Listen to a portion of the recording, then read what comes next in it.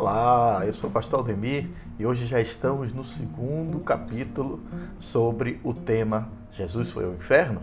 E hoje especificamente nós queremos falar, Jesus tomou as chaves de Satanás? Então, nos acompanhe. Você que já assistiu o capítulo de ontem já começou a ter uma base, mas lembre-se, você precisa assistir o de amanhã também.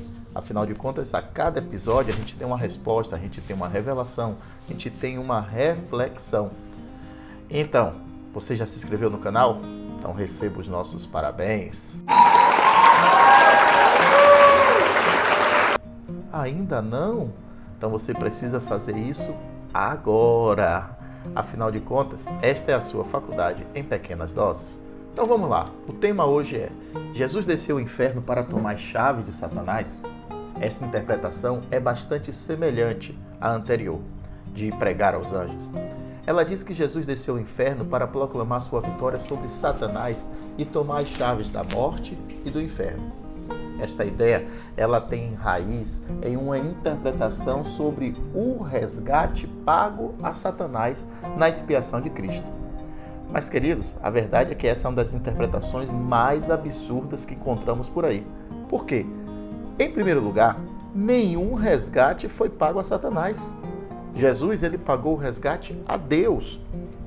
O pecado cometido pelo homem através de Adão foi contra Deus e é a justiça divina que exige tal pagamento.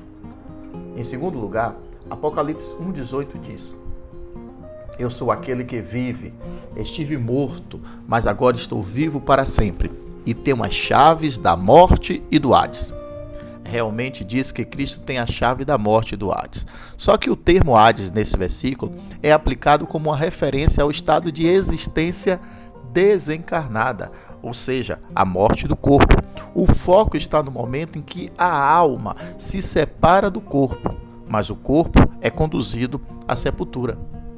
Dizer que Jesus tem as chaves da morte e do Hades significa que ele tem autoridade e poder sobre a morte. Por causa da sua obra redentora, a morte não é mais um motivo de dano aos salvos. O próprio Jesus é quem recebe a alma dos redimidos no céu após a morte. Além disso, em sua segunda vida, ele ressuscitará os mortos. Então, estes deixarão o estado de existência desencarnada, no contexto de Hades, para receber os seus corpos ressuscitados. O texto, de fato, não fala que Jesus desceu a um lugar em que Satanás habita e lhe tomou as chaves da sua mão. Alguns acham até que ele foi, e diz assim, não, porque ele deu uns tapas na mão do inimigo. Gente, isso é variar um pouquinho e escorregar na maionese. Sem dúvida, a referência é a obra de Cristo na cruz, onde, por sua morte, ele destruiu aquele que utilizava a morte como uma arma contra nós.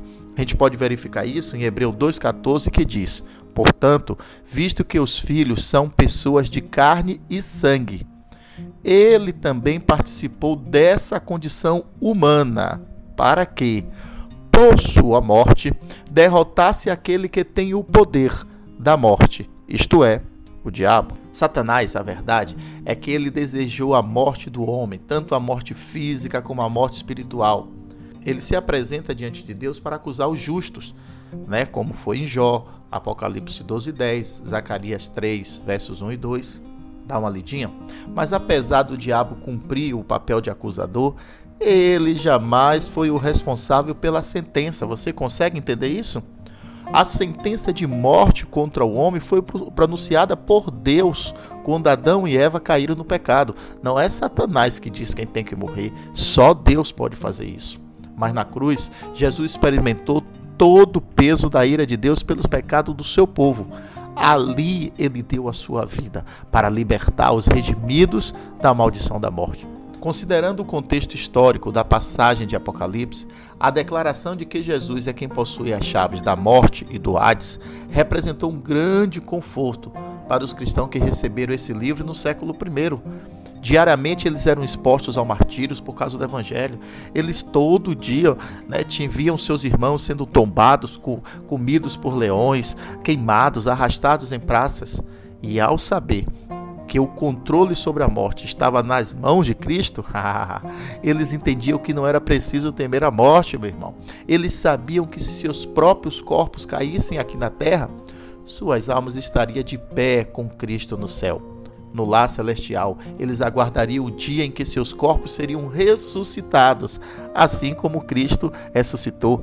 Então, isso veio para dar esperança ao povo. E então, você crê que isso possa interessar outras pessoas? Então já vou te pedir, compartilhe esse vídeo aí, faça os seus comentários, deixe o seu like.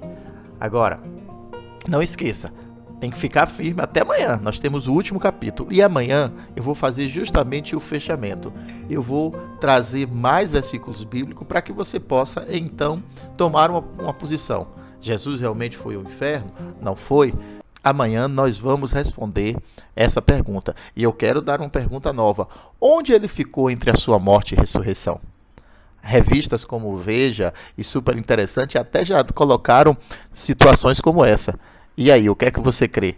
Amanhã estaremos juntos. Um beijo no seu coração. Deus abençoe.